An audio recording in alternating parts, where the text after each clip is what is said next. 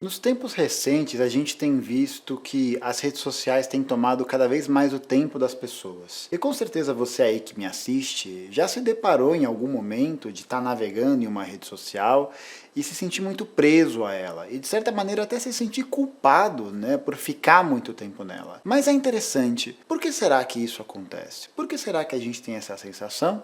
E como que isso está relacionado ao capitalismo? Eu sou o professor Gustavo Gaiofato, esse aqui é o canal História Cabeluda, e esse vídeo só está podendo ser realizado graças ao apoio de você que contribui financeiramente com o Apoia-se. Graças ao seu apoio, através da coletividade, a gente pode continuar produzindo esse conteúdo e promover cada vez mais acesso à formação política.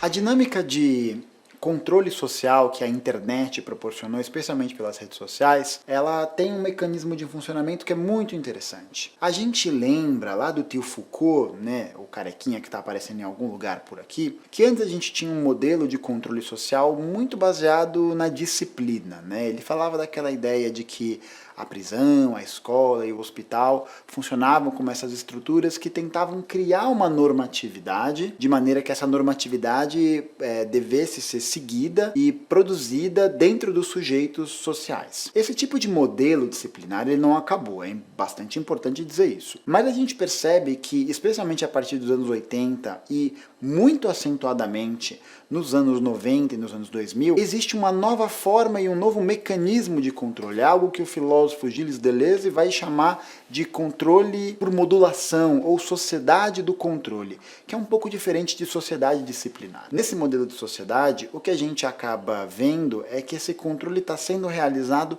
muito mais pelos próprios sujeitos, né? Então existe uma iniciativa realizada pela ideologia dominante em criar um certo artifício de culpa, de responsabilidade do indivíduo sobre a sua produção, sobre sua vida e sobre o seu trabalho. Esse tipo de controle ele é bastante importante porque ele, diferentemente do que prezava a sociedade disciplinar, né, que era um poder externo e que te comandava e que te produzia um sofrimento, uma normatização ou uma adequação forçada, a modulação ela trabalha por uma outra via. Ela trabalha pela via de internalizar esse processo e principalmente de atomizar esse processo. O que significa atomizar esse processo? Significa você torná-lo como uma questão individual. Então o controle ele não precisa mais ser feito por essa entidade externa, mas ele vai ser realizado por você mesmo. E como é que ele aparece? Ele aparece, por exemplo, quando a gente se sente culpado em não ser produtivo, a gente acha que tudo virou procrastinação, de que o ócio é uma coisa proibida e de que de alguma maneira todo o nosso tempo tem que estar revestido em utilidade produtiva. Tudo que a gente faz tem a ver com demanda, tem a ver com responder demandas, tem a ver com trabalho. E isso não é uma coincidência do nosso tempo. Isso é justamente fruto de uma ofensiva ideológica do capitalismo nos nossos tempos, porque dessa maneira você pode criar uma estrutura psíquica de subjetividade e de sofrimento que nos coloque cada vez mais como indivíduos isolados uns dos outros. E que, numa economia muito pautada por uma acumulação muito grande de lucros, de especulação financeira, e em que a classe trabalhadora tem cada vez menos recursos, menos possibilidade de acessar bens materiais, de ter uma vida confortável e principalmente segura, acaba se criando um ambiente, né, competitivo de todos contra todos. Então existe uma ideia muito forte de que se você não realizar esse trabalho, se você não for produtivo, se você não investir o seu... Olha que interessante, né? A gente usa muito esse termo, investir o tempo, como se o tempo pudesse ser algo que a gente pudesse tirar proveito financeiro dele. E a gente percebe como esse discurso ele também está cruzado em outras coisas, né? Quando, por exemplo, a gente está numa relação e aí a gente está passando por uma crise nessa relação e a gente pensa, mas eu investi muito tempo nisso. Ou a gente está num trabalho que a gente não gosta mais e a gente pensa, mas eu investi muito tempo nisso. Então todas as práticas humanas elas acabam cerceadas por essa ideia, né, de investimento, de lucratividade, em como que essa atividade pode te trazer alguma forma de ganho. Esse tipo de construção ela é fundamental para que o capitalismo possa exercer seu domínio, porque dessa maneira ela esvazia a coletividade da luta, porque a escassez material que nos cerca, né, a escassez produzida, fabricada artificialmente, acaba nos colocando nesse lugar de que a gente precisa se regular o tempo todo. E um modelo interessante de sociedade de controle que a gente percebe é com relação às redes sociais. As redes sociais, elas basicamente são interfaces em que vários usuários interagem entre si, recebem e produzem conteúdos como esse que você está vendo aqui. Mas uma coisa que é muito importante salientar: a rede social, assim como os provedores de internet, assim como as grandes empresas que produzem tudo que a gente tem acesso, né? A Alphabet, que é a Google, a Metaverso, que é o Facebook e a Apple, por exemplo, na verdade eles controlam essencialmente o que a gente recebe. Então, uma maneira de tentar promover cada vez mais essa modulação, né? Ou seja, produzir conteúdos que a gente vai receber para introjetar um tipo de mensagem ideológica é algo que a rede social faz muito. A manipulação midiática que a gente tem na rede social, ela é muito diferente do que se tinha nos jornais ou na televisão, por exemplo. Porque nos jornais e na televisão, a mensagem ela é produzida em massa e ela acaba sendo recebida por muitas pessoas que concordam ou discordam, e existe ali um campo que não necessariamente a pessoa que está vendo ali a televisão, aquela grande emissora, vai estar em acordo com todos os pontos apresentados. Agora, a rede social, ela parte justamente de uma ideia de personalização que é muito perigosa, que é justamente o fato de que você não vai receber conteúdos que sejam diferentes, né? Você não vai receber conteúdos que de alguma maneira sejam contra-hegemônicos ou que não tenham dinheiro para poder se propagar, diferentemente do que a mídia tradicional tinha, que você pagava lá para ter um anúncio publicitário num comercial, num horário nobre que todo mundo vai ver. Dessa vez a publicidade está muito mais atomizada. Então a gente percebe que várias instituições, think tanks liberais, vários tipos de empresas pagam as redes sociais para que mensagens conservadoras, liberais, até de extrema direita, possam chegar em mais pessoas. E aí a grande questão é que esse tipo de mensagem que chega para as pessoas, você não tem como escapar delas. Não tem como simplesmente pegar o Instagram, selecionar e você mudar o conteúdo que você recebe. Justamente porque essa modulação dessa sociedade de controle deleuziana que a gente está falando, ela passa muito por uma palavrinha-chave do nosso tempo atual, que é o famoso algoritmo. O algoritmo, gente, ele não é um mecanismo matemático isento, né? Ele não é aleatoriedade. O algoritmo ele é programado por alguém. Ele tem um funcionamento que é estabelecido por um indivíduo, por um sujeito, por um grupo que vai fornecer ou que vai priorizar a entrega de certos conteúdos para determinados grupos de pessoas. Então você pode mesmo ver isso na sua rede social agora.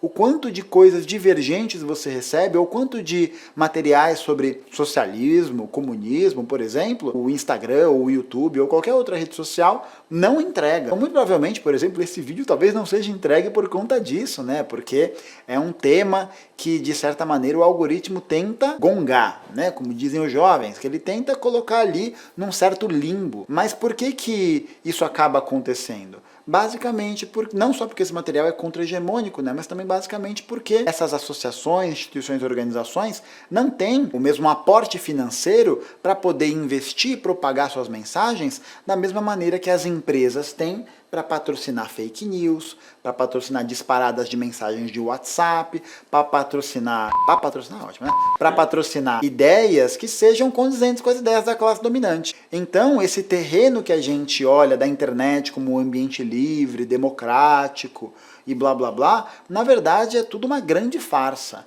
Essa modulação, esse controle, ele ainda acontece.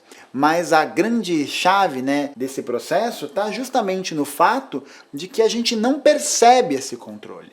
Porque não existe uma institucionalização, não tem um gerente, não tem um professor, um médico, um guarda, né, que vai te dizer o que você deve seguir ou o que você não deve seguir. A modulação, ela passa justamente por esse processo, por internalizar essa dominação, por fazer com que o sujeito acabe entrando ele mesmo como seu próprio regulador, o seu próprio controlador. Por isso que é a sociedade de controle, não da disciplina, né? Se bem que, enfim, essas duas sociedades existem e a gente percebe que esse tipo de modulação ele é muito importante para o funcionamento do capitalismo, porque esse funcionamento ele depende necessariamente desse isolamento social que a gente vive ideologicamente, né? Nessa ideia de que a gente tem que ter um tempo que seja produtivo, nessa ideia de que a gente se enxergue em si mesmado cada vez mais. Esse é um fator fundamental para que as redes digitais que estão a serviço do grande capital, isso é uma coisa muito importante de se dizer. As redes sociais, elas não são isentas ideologicamente. Elas não têm qualquer tipo de problema, né, em propagar fake news ou propagar mensagens ou roubar seus dados de maneira a produzir publicidade para que ela ganhe dinheiro. A gente vê o caso da Cambridge Analytica e o Steve Bannon, por exemplo, que roubou dados das pessoas do Facebook para produzir conteúdos e disparar mensagens que chegassem a essas pessoas e dessa maneira manipular as eleições presidenciais que aconteceram nos Estados Unidos no ano de 2016. Steve Bannon, inclusive, que era alinhado, adivinha com quem? Ao Trump, e hoje em dia tem conversas com o Eduardo Bolsonaro e a família Bolsonaro para pensar em motes de campanha aqui no Brasil. Então esse tipo de controle, ele é algo que é muito visto e ele funciona na lógica do capitalismo, que é basicamente a ideia de que o que a gente recebe de conteúdo não é partido da aleatoriedade, né? Ele não vem só do horário que você posta ou do público que te acompanha, mas ele vem necessariamente de uma determinação externa, né? Ele vem justamente desses grupos que detêm um controle sobre essas formas de produção de conteúdo e que escolhe fundamentalmente o que chega ou o que não chega a você. Não é à toa que a gente vê vários comunicadores de esquerda reclamando disso, né? De que os stories não estão chegando para as pessoas, de que ninguém recebe notificação, de que as plataformas cada vez mais estão dificultando esse acesso. Justamente por quê? Porque esse tipo de controle, né, esse tipo de manipulação das redes digitais é fundamental para que o capitalismo digital possa continuar acontecendo em vento e popa. Assim, é muito importante nesse sentido que a gente entenda que essa modulação particular que acontece nos sujeitos, ela é mais uma estratégia de dominação capitalista. E por isso que também é muito importante a gente ter em mente que a divulgação dos trabalhos das nossas partes é fundamental. O tete-a-tete, né, o boca a boca, ainda é uma forma muito efetiva de comunicação, porque ele parte da ideia de que existe uma confiança entre os interlocutores, né? Eu não vou indicar um conteúdo que eu acho ruim para o meu amigo, eu vou indicar uma parada que eu acho maneira. E aí, essa talvez seja uma das ferramentas importantes para que mais pessoas possam ter acesso a outras formas de reflexão, porque se depender da rede social, ela vai sempre manter essas duas estruturas. Por um lado, a manipulação algorítmica que basicamente funcionar a partir de quanto esse dinheiro injeta nela, e por outro lado essa modulação, esse tipo de sociedade de controle que visa isolar cada vez mais os sujeitos dentro das suas bolhas, dos seus próprios conteúdos. E aí, é claro, né, se o sujeito ali ele não passa por um processo de formação ideológica, educacional e tal, o que vai acabar acontecendo é que ele vai receber conteúdos da extrema-direita, ele vai receber conteúdos negacionistas e tal, como a gente viu com a ascensão desse tipo de produção nos anos mais recentes do Brasil.